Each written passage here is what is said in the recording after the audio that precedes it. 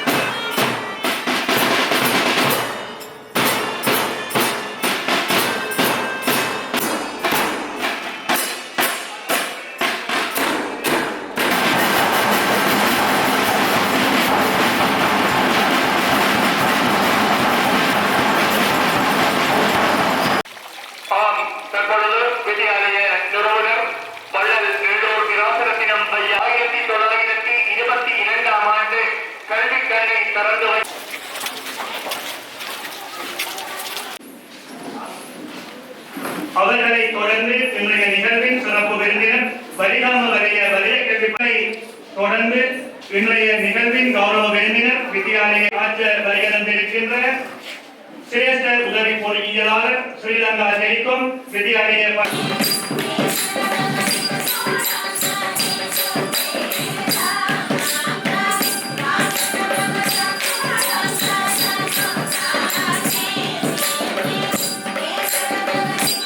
அளிக்கப்பட்டு பாடசாலையில் வாழ்க்கைத்திறன் கல்வியை திறம்பட கற்பிக்க வழிவகை செய்கின்றது.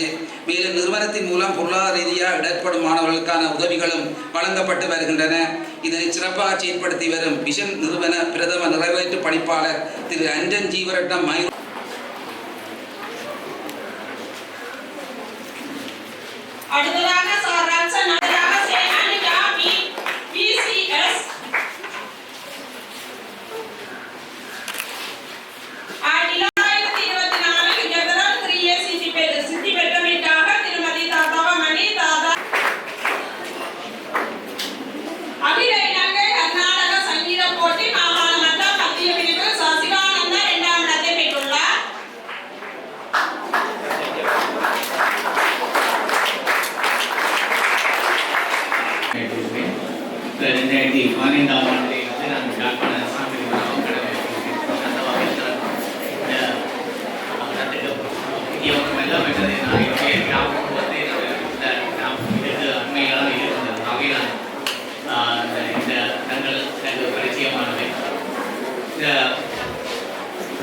மிக முக்கியமான இலக்கெல்லாம் நாங்கள் ஒவ்வொரு நாளும் வித்தியாசமான காலம் நாங்கள் படிக்கின்ற காலத்திலே இருந்த நிலைமையில நாங்கள் கொண்டு பார்க்கின்ற போது இன்று இருக்கிற நேரம் மிக வித்தியாசமாக இருக்கின்றன.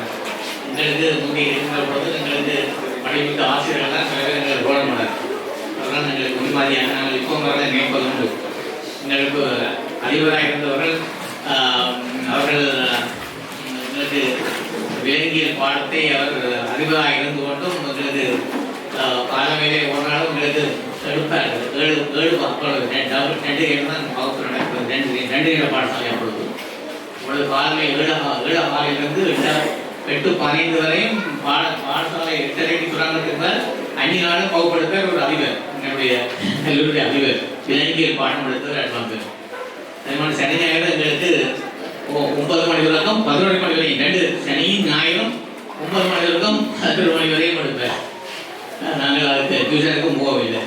அப்படியான ஒரு காலத்தில் நாங்கள் வாழ்ந்தோம். அந்த காலம் அது நமது கல்லூரியினுடைய மாநிலங்களுடைய பழைய அதிபர் திரு கணசுவாரி அவர்கள் அவர். அதே மாதிரி அதுக்கு பிறகு வந்த அதிபர் திருமதி அனந்தசேகரன் அவர்களிடம் நாங்கள் தாவரிகள் படித்தோம். தாவரிகள் கேட்டாங்க. அவாவும் அப்படிதான் எங்களுக்கு மிகதிகமான படித்து பாடசாலை முடித்தோம். இந்த வகையில் எங்களுக்கும் அவர்கள் என்றும் குழந்தை எங்களுக்கு இந்த இளமை வருவதற்கு அவர்களும் காரணமாக இருந்தவர்கள் குழந்தை என்பது மிக முக்கியமாக. நாங்கள் கல்வி என்பது கல்வியால் தான் எதையும் நாங்கள் மேம்படுத்த முடியும். ஒரு கிராமம் அபிவிருத்தி அடைய வேண்டும் என்றால் அது கல்வியிலே மேம்பட்டால் தான் அந்த கிராமம் அபிவிருத்தி அடையும். இது இவர்கள் கல்வியால் உயர்கின்றார்கள், ஒருவர் பல்கலைக்கழகத்தில் செல்கிறார்கள், அந்த கிராமத்தில் அவரை பார்த்து வந்துடும். அது எங்கேயும் இருக்குது. அந்த கல்வி கல்விதான் மிக முக்கியமானது. மற்றது கல்வி மிக முக்கியமானது என்னென்று சொன்னால் இந்த பண்புகளை வளர்த்துக் கொள்ளணும். அது இல்லாட்டி இந்த எப்படி படிக்கும், எப்படி பெரிய உயர்ந்த இடத்துல நாங்கள் மதிக்கப்படுவது. இப்போ சில வைத்தியர்களை நாங்கள் மதிக்கிறோம் இல்லை, சில வைத்தியர்களை கடவுளுக்கு கொடுக்குறோம். அப்போ எவ்வாறு மதிக்கிறார்கள், பண்பாக பழகிறார்கள் தான் பங்கிருக்கிய தவிர அவர்கள் எந்த உயர் பதவி வைத்தாலும் அவர்கள் பண்புகளை இழந்தவர்களாக மதிக்கப்படுவதாக அன்பு அற்றவர்களாக இருந்தால் மதிக்கப்படுவதில்லை. எங்கேயும் இருக்கு. அது எந்த பதவியாக இருந்தாலும் அதுதான். நாங்கள் பதவிகளை உயர்கின்ற பொழுதுதான் பணி வேண்டும். அதான் மிக முக்கியமானது. நாங்கள் பதவிகள் எதற்காக ஏற்படுத்தப்படுவதில்லை, மக்களுக்காகத்தான் ஏற்படுத்தப்படுகிறோம். அந்த பதவிகளை நாங்கள் சரிவர மக்களுக்கு செய்யாவிட்டால் அந்த பதவிகளில் இருப்பதற்கு எந்தவித தகுதியும் எங்களுக்கு இல்லை. அந்த வகையிலே இந்த பிள்ளைகள் மாணவர்களும் நீங்கள் வருகின்ற பொழுது மிக முக்கியமாக நாங்கள் ஒருவருக்கு உதவி செய்யக்கூடியவர்களாக, மற்றவரை மதிக்கின்றவர்களாக, மற்றவரை இழக்கப்படுபவர்களாக நாங்கள் வாழவும். அதான் மிக முக்கியம். நாங்கள் ஒரு பணம் என்பது மிக முக்கியமானது இல்லை. பணம் மதிப்பதில்லை. ஆனால் நாங்கள் உலகத்துக்கு நாங்கள் மற்றவர்களுக்கு உதவி செய்கிறோம், மற்றவர்களுக்கு இலக்கம் காட்டுகிறோம், மற்றவர்களும் எவ்வளவு நாங்கள் அன்பாக இருக்கிறோம் என்பது மிக முக்கியமானது. அது மட்டுமில்லை, நாங்கள் முதியவர்களிடத்தை இவ்வாறு நாங்கள் மதிக்கப்படணும், பெரியவர்களை மதிக்கப்படணும். இது அநேகமான அலுவலகங்களுக்கு நீங்கள் போயிருப்பினும் உங்களுக்கு பல அனுபவங்கள் என்ன விட உங்களுக்கு புதிதான அனுபவங்கள் இருக்கும். போனால் அங்கே ஏன் வந்தாயத்து இருக்கிறது கூட ஆக்கள் இல்லை. அவ்வாறான நிலவரங்கள் மாறிவிட்டு பல அலுவலகங்களுக்கு கொஞ்சம் நேரம் தெரியும். ஏன் வருவாயத்து கூட இருக்கிறதுக்கு ஆக்கள் இல்லை. ஏன் 2 மாதம் முஸ்லீம் படிக்க வேண்டியவர்கள் இருக்கிறேன். கனடாவில் பார்த்துருக்கேன்.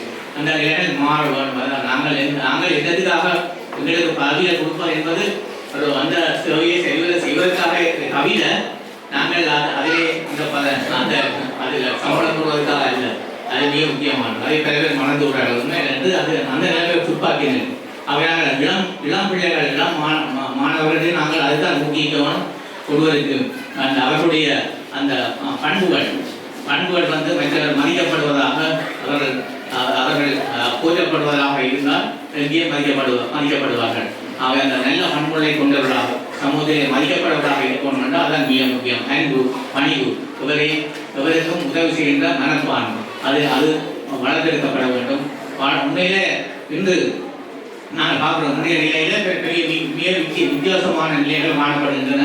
இன்று நாங்கள் முந்தி படிக்கின்ற காலத்திலே எங்களுக்கு சில வேளையிலே ஆசிரியர்கள் அடித்தாலும் நான் வீட்டை போய் சொல்ல மாட்டோம். என்ன சொன்னால் பயம் என்ன வீட்டையும் அடி விட மாட்டோம். அப்படியான இல்லாமல் அந்த காலம். இப்போ அப்படி இல்லை. இப்போ அடித்த பேரண்ட்ஸும் உடனே வருகிறார்கள், அந்த ஆசிரியர்கள் எதிராக வருகிறார்கள், நீதிமன்றம் போகிறார்கள். அப்படியான இல்லாமல் இருக்குது. ஆனால் ஒரு ஆசிரியரும் ஒரு மாணவனை கண்டிப்பது தனது எதிரியாக நினைத்தது. அவனை வழக்கவனுமான நல்ல பண்பானானோ வரவனும் தான் அது கண்டிக்கப்படுகிறார்கள். அதை நாங்கள் மறந்து விட்டோம். அது சில வெளிநாட்டு நிறுவனங்களும் அதை சில வியாக்கியங்கள் இதங்களுக்கு இப்பொழுது மாறிவிட்டு நாங்கள் கூடுதலாக காண்கிறோம். அதனால எங்களுடைய அந்த ஒழுக்கம் என்பது இப்பொழுது வித்தியாசமான நிலையில் இருக்கிறது. நாங்கள் ஒருவர் தவறு செய்தால் ரோட்டிலேயோ வீதியிலோ தவறு செய்தால் நாங்கள் இப்போ பயப்படுகின்ற நிலைமை இருக்கிறது. திருப்பி கேட்டால் நாங்கள் அச்சம், எங்களுக்கு பயம் இருக்கிறது. திருப்பி கேட்டால் நாங்கள் காக்கப்படுவோம் என்ற ஒரு பயம் இருக்கிறது. அப்போ அந்த அவ்வாறு சூழ்நிலை இப்போ இருக்குது. வெளியாக கூட தெரியும், உங்களுக்கு தெரியும். ஒருவர் தவறு அடிக்கப்பட்டு அந்த ஒரு தவறுதலாக இந்த அல்லது எங்களோட மோதிட்டு போனாலும் நாங்கள் கேட்கிறாங்க. இந்த அப்படியான நிலைமை தான் இந்த இருக்குது. அவன் நாங்கள் அந்த எங்களுடைய சமூகம் நாங்கள் முந்தி எங்களுக்கு இருக்கிற பண்பாடுகள் நாங்கள் இழந்து போகிறோம். நாங்கள் எங்களுக்கு இருக்கிற பண்பாடுகள் நாங்கள் இழந்து போகிறோம். மாறிக்கொண்டு வர ஆகவே நாங்கள் அதை அந்த இளமையில இந்த பிள்ளைகளுக்கு தான் அந்த பாடங்களை கற்பிக்க வேண்டும். அவர்கள் எவ்வாறு இளமையில இருந்து அவர்கள் தர வேண்டும். மற்ற கூடுதலாக இப்போ பிரச்சனை. நாங்கள் 20ஆம் ஆண்டிலே 30ஆம் ஆண்டிலே யாழ்ப்பாண நகரம் ஒரு தூய்மையான நகரம். இப்போ யாழ்ப்பாணம் எப்படி இருக்குது? நாங்கள் அந்த முந்தி அந்த இலங்கையிலேயே மிக தூய்மையான நகரம் யாழ்ப்பாணம் தான். அப்போ அந்த நாளே இப்போ மிக ஒரு தூய்மையற்ற நகரமாக யாழ்ப்பாணம் இருக்குது. ஏன்னா படித்தவர்கள்லாம் தொடர்ந்து ரோட்களில் வீசிவிட்டு போகிறார்கள். குப்பைகளை காலில் கொண்டு போடுறார்கள், மோட்டர் சைக்கிளில் கொண்டு போட்டுவிட்டு போகிறார்கள், இரவுகளில் கொண்டு போட்டுவிட்டு போகிறார்கள். அப்போ நாங்கள் எவ்வாறானவர்களாக நாங்கள் மாறிவிட்டோம். அப்போ அந்த பிள்ளைகளுக்கு தான் அதை செய்யப்படும். நாங்கள் எவ்வளவும் அந்த இதில் கூடாது என்ற பழக்கத்தில். அப்போ நாங்கள் இந்த வெளிநாடுகளில் அப்படித்தான் என்ன ஏப்ரலில் இருந்து எனக்கு அந்த சொன்னேன்.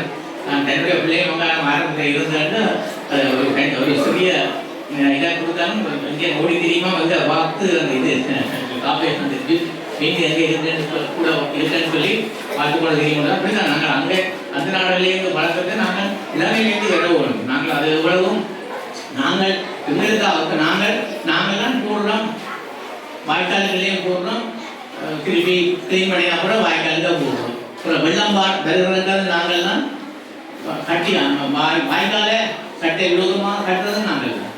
பிறகு வெள்ளம் வீட்டுக்கு குறைகிறது நாங்கள் தான்.